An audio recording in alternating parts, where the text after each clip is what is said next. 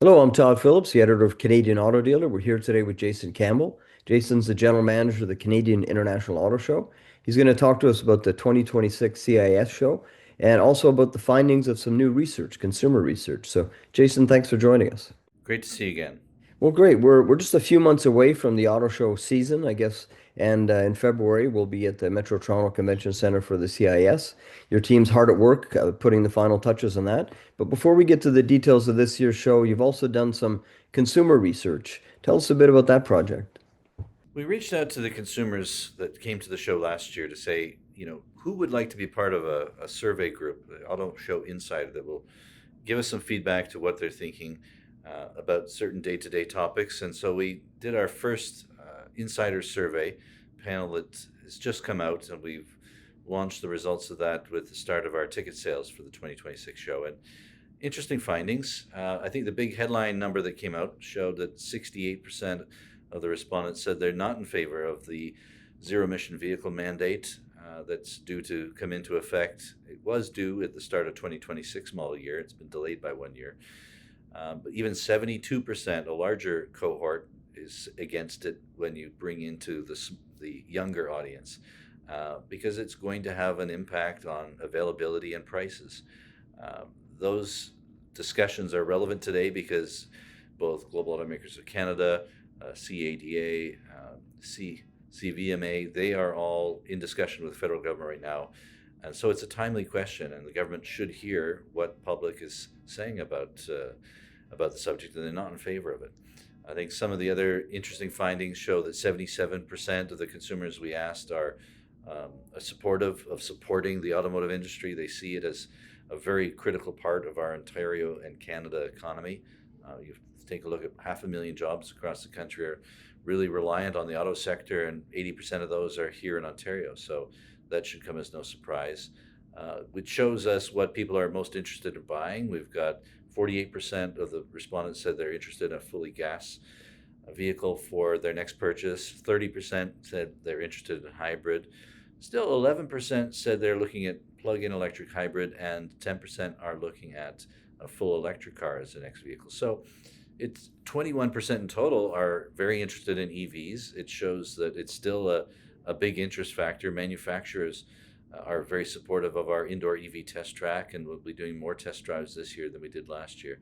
So some interesting data and insight. We've shared that with all of our manufacturers and all of our exhibitors, and I hope it gives us a little more insight into the kind of customers that are likely to be coming and joining us at the show this year.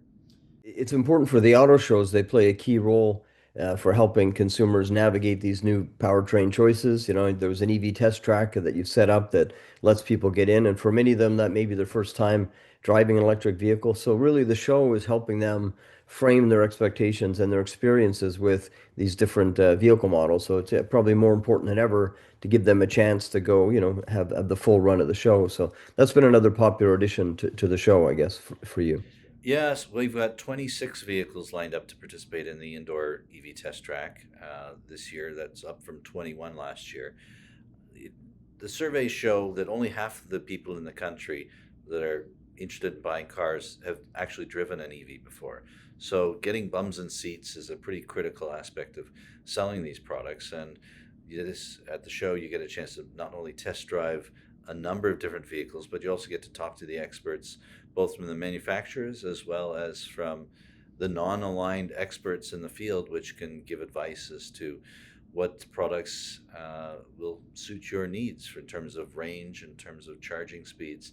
And that's why we get so many enthusiasts for these kinds of vehicles coming to the show and wanting to see what's latest and greatest in the market. The dreaded COVID, I guess that's in the past now, but there was a bit of a hangover after that for attendance at auto shows, certainly participation, let's say, by OEMs. Tell us a bit about this year's show and how is that shaping up in terms of the robust lineup of vehicles that consumers going to be expected to see. Yeah, we've got a very strong take up this year. We've got all the manufacturers that were in last year are coming back. We've got earlier signups actually than we had in previous years.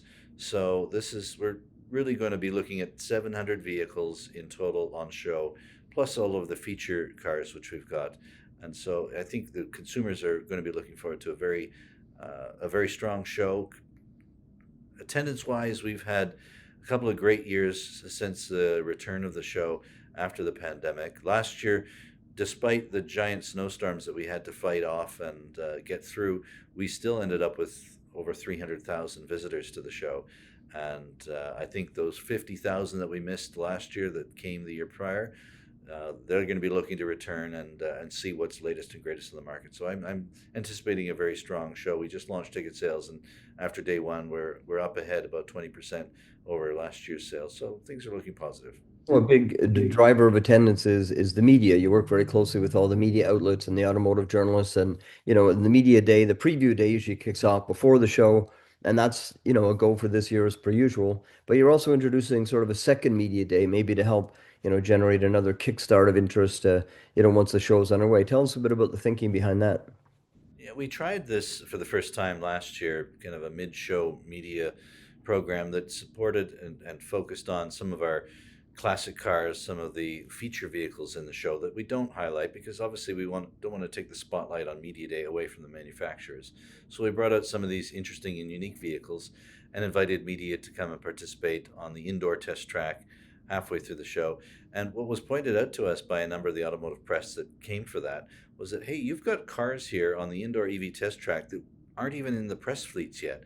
We should get a chance to come and test drive these, even if it is only indoors and only for, a limited period of time. It still gives us an interesting subject to talk about. So we're going to do both things. We're going to both be highlighting some of the feature cars in the show on that Wednesday, the 18th. Media Day, but also giving media a chance to see for the first time some of these vehicles that aren't yet in the press fleets and available for our consumers to test drive, but will also be made available for the media to drive. So I think it'll be an interesting second bite at the media cherry and gives us a nice boost as we head into the final weekend of the show. Well, I know the show's always important for driving a dealer interest, driving showroom traffic after people get their appetites whetted at the show. And it looks like I know your team is really pulling together a really robust, complete experience, not just focused just on the vehicle. So kudos to you for that. It's always a big event in the year. And we look forward to talking to you again and certainly hearing more about the show in the coming weeks. Great. We'll have lots more details on some of the feature vehicles, our VIP night entertainment, and some of the other extended interest elements of the show. We've got great cars, but there's a great fun factor to enjoy as well, and that's one of the big draws for the show on Family Day weekend when we open.